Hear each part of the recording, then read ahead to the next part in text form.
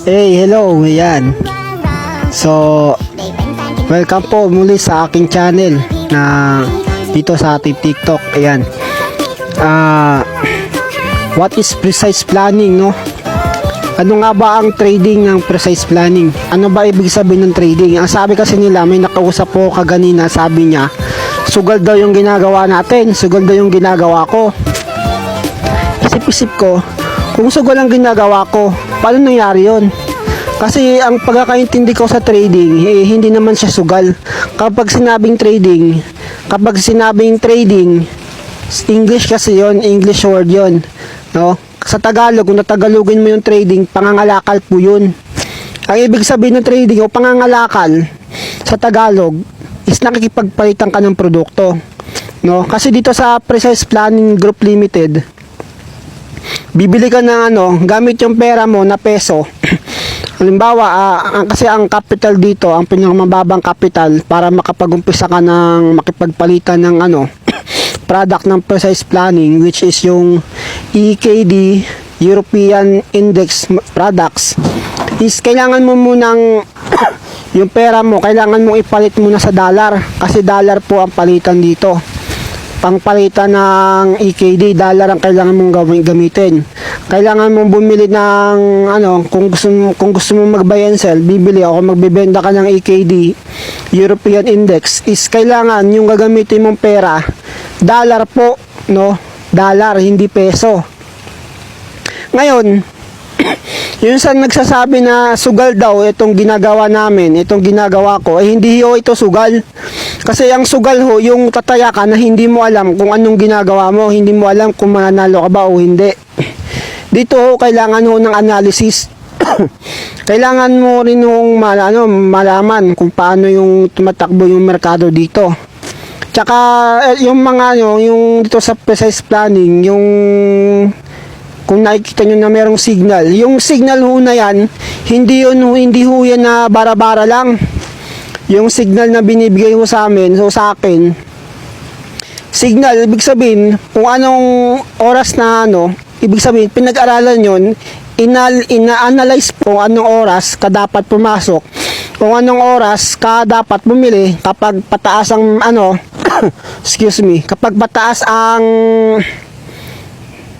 kapag mataas ang market, pag tumataas ang presyo ng EKD, kailangan ang direction mo pataas din, magbabay ka. Kasi may makikita ka dito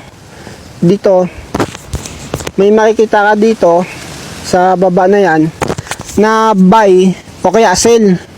Sa kabila buy, sell dito sa buy.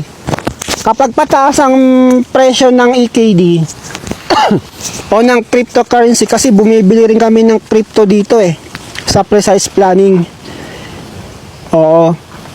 Kapag tumataas ang ibig sabihin ng yung pag tumataas yung merkado ng EKD, tumataas ang price. Nagbabay kami, bumibili kami ng EKD gamit yung dolyar na binili namin sa peso. Pinalit namin sa peso. Ngayon, halimbawa, yung capital namin, yung capital ko na 2,000 o kaya 3,000. Kasi yung 3,000, ang yan, kung ipapalit mo yan sa dollar, $50 po yan, no? Excuse me, naubok ako, pasensya na. $50 po yun, yung 3,000 pesos. Ngayon, yung 3,000 pesos mo na yun, o yung $50 mo na yun, na pinalit mo ng dollar, ang tutubuin po nun sa loob na 6 na minuto, kasi 6 na minuto, 5 to 6 minutes mo lang siya gagawin. Kapag maganda ang takbo ng merkado, kapag nag-buy direction ka, kapag tumaas yung presyo ng EKD, magpo-profit ka ng 1 to 2% sa capital mo. Halimbawa, yung capital mo 50 sa 3,000 pesos. So ibig sabihin, yung capital mo kikita ng 50 pesos to 100 pesos sa isang trade po ng 5 minuto to 6 na minuto na pagtitrade, na pakikipagpalitan. Ganun po yung ibig sabihin ng trading. Ganun po ang ang sistema ng pakikipagpalitan, pangangalakal dito sa Precise Planning. Oo. Ngayon, yung kung ikaw nagsasabi ka na sugal to, abay, wag ka na lang sumubok. Oo, kasi baka maano ka lang, baka ewan ko lang, baka baka sabihan ka lang na ganito na hindi maganda. Kung hindi mo naiintindihan ng trading o pangangalakal. Kasi pag negosyo po yung ginagawa namin dito. Yung ginagawa namin pag negosyo po to. Hindi ito nagsusugal na para kang nagsasabong ganoon, hindi ho. Kailangan ho dito ng utak, kailangan ho ng talino dito. Kailangan mo ng kailangan maging wais ka. Oo, halimbawa na kasi dalawa ibig sabihin ng dalawang ibig sabihin ng trading. Actual trading, tapos yung online trading tsaka offline trading. Oo. Yung online trading, ito yung ginagawa ko ngayon. Nakikipagpalitan ako ng EKD gamit yung dolyar. Bumibili ako ng EKD gamit yung dolyar, tapos ibebenta ko sa mas mataas sa presyo. O bibili ako sa mababang presyo, tapos ibebenta ko naman siya sa mas mataas sa presyo. Kaya nag-profit ako, kumita ako.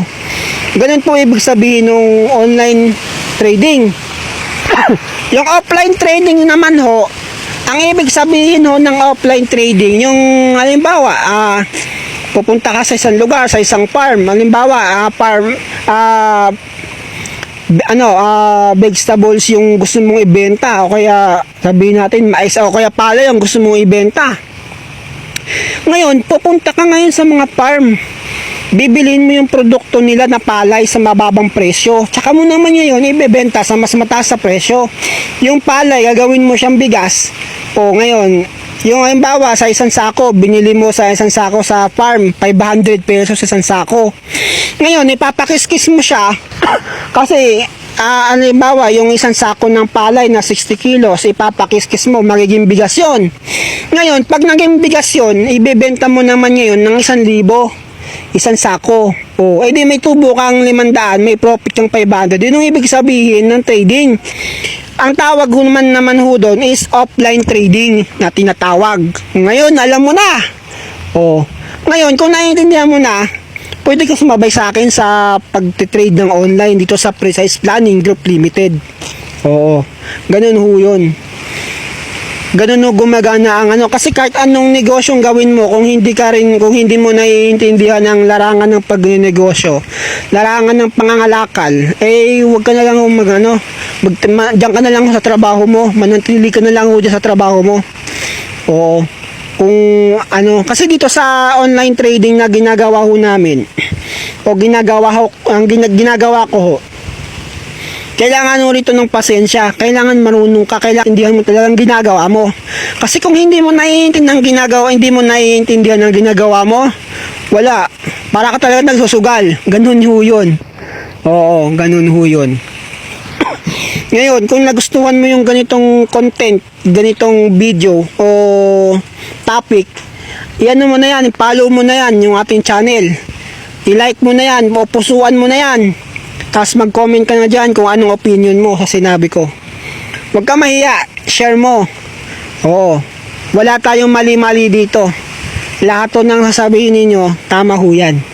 Oo, kung meron naman hong hindi magandang salita na hindi magandang opinion, pwede ho natin pag-isipan. Oo, kasi kung related naman yung opinion nyo sa pangangalakal, pag negosyo, pwede nyo huyang i-comment, pwede nyo huyang sabihin sa ating comment section. Yan ho.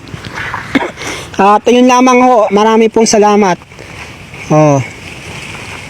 Sa mumuli po, huwag nyo pong kakalimutan na na panoorin yung ating mga susunod na videos. Maraming salamat. Angad ko po na kayo po'y pagpalain ng Panginoong Diyos.